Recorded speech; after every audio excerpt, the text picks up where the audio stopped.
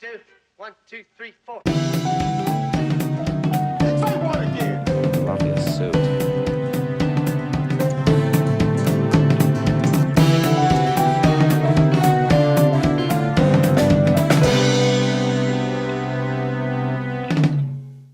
Today we're talking about our movies that we're looking forward to in December 2017. But before we do that, Timmsy, what was your favourite movie of November? It's December already, right? Yeah, I know. Where's the year going, man? My favourite was Killing of a Sacred Deer. Oh yes, by Yorgos Lanthimos. Lanthimos, yes. Yeah, great little film, very quirky film. It's about a surgeon. He befriends this young teenager and is forced to make a really difficult decision with dire consequences. It kept me guessing, man. I really enjoyed it. Really recommend that one. Well, yeah. I quite liked The Lobster, which was by the same director, so I'm pretty curious to test that out. I might actually go see it this afternoon. What was your favourite, man? What'd you like? Loving Vincent. Ever since a friend of mine told me about this film months ago, I saw the trailer for it and it just looked amazing. So It's like the oil animation, right? yes, so the big gimmick of this film, I suppose, is that they put 100 painters together to paint over the film in the style of Vincent van Gogh. Yeah, nice. So the actual story of the film, though, is actually very interesting as well. It's about this son of a mailman who has a loose association with Vincent van Gogh. Yep. There is a letter from Van Gogh to his brother Yep. that the mailman asks his son to deliver in France. To me, it was kind of like Rashomon by Akira Kurosawa, about how everyone has a different perspective of this person. Citizen Kane, very similar. Yeah, It uses cool. those similar kind of plot structures to tell the story of this person's life after Vincent van Gogh has passed away. And it is still showing, so make sure you do go out and see it. Yeah, get to your local cinema. Alright, so Timmsy, what are you looking forward to this month? One for me would be Downsizing. Oh, yeah, me too, actually. man. Alexander Payne. He's a quirky writer, man, and I really dig his concepts and characters. So it should be a really good film. Do not see the second trailer. Yes, big warning on that. Yeah, It's- they spoil it. It's a big spoiler. Yeah. And it's actually, when I said that Downsizing was one of my most anticipated, it was before I'd seen the second trailer. It has somewhat sullied that for me. Yeah, I know. It's a big reveal, and it's just like, man, we could have seen that in the film. It would have made a greater impact. See the first trailer though. It's Yeah. got Matt Damon, Kristen Wiig, Christoph Waltz. Alexander Payne's a great writer and pretty good director. Another one I'm looking forward to, Timmsy, is the new Woody Allen movie, Wonder Wheel. Woody does Wonder Wheel. You crude son of a...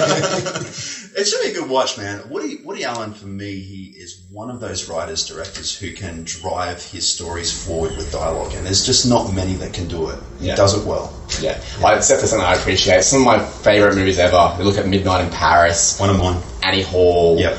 Manhattan, Yep. Purple Rose of Cairo, very underseen. If you haven't seen it, do it.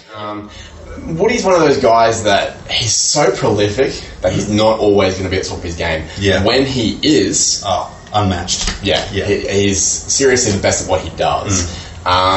So I'm hoping that this might be the case here. We've got Kate Winslet, very, very strong actress. Jim Belushi. I know, I haven't seen him in anything in ages. He's coming out of the 1980s.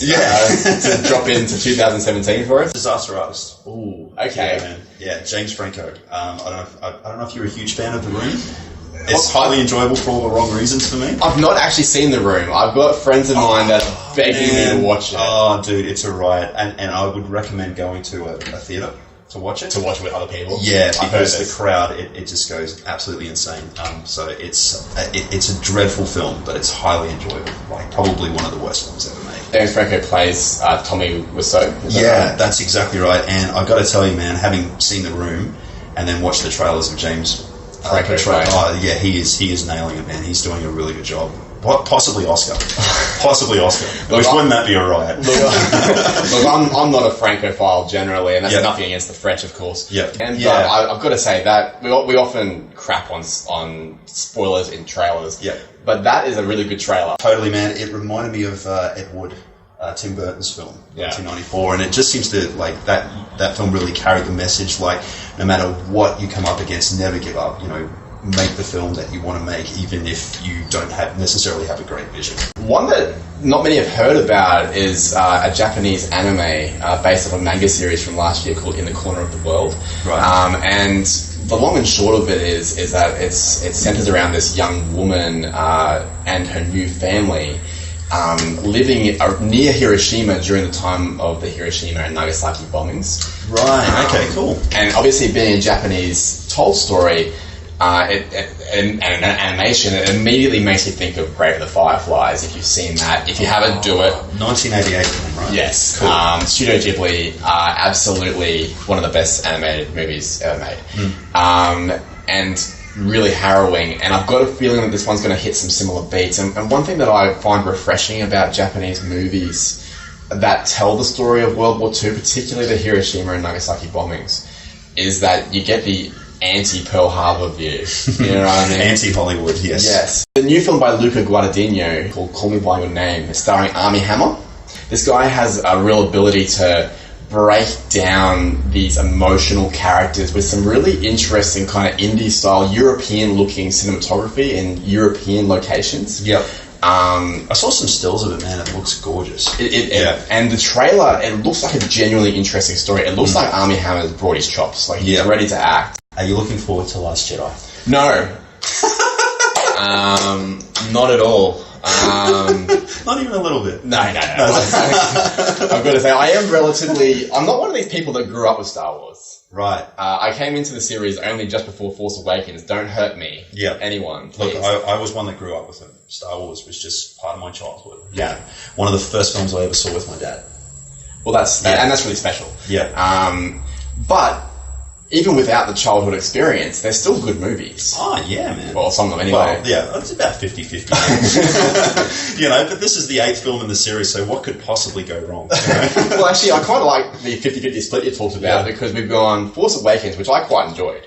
I liked it. I didn't love it as much as I should have, you know, and I think it was just, for me, it was lack of exposition, you know, and they kind of throw you in and you need to have seen the other films. Yeah. Whereas there's many of these Star Wars films which are kind of standalone, like New Hope, for example. Yeah. You know, and Force Awakens does borrow some of those plot points, you know. Yeah, we definitely know that for sure. Yeah. But I did enjoy it. I didn't really love Rogue One. I didn't like it. No.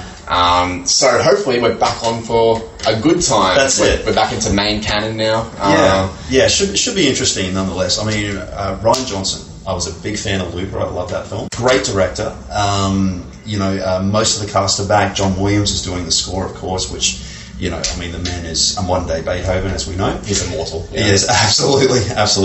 And this is really the first film where there's absolutely no George Lucas influence at all. Because I did a little bit of reading regarding the original script for Force Awakens, and they did keep some of George Lucas's plot points, which was the search for Skywalker. Good or bad, it's going to be worth seeing. So again, make sure you go to your local cinema and check it out.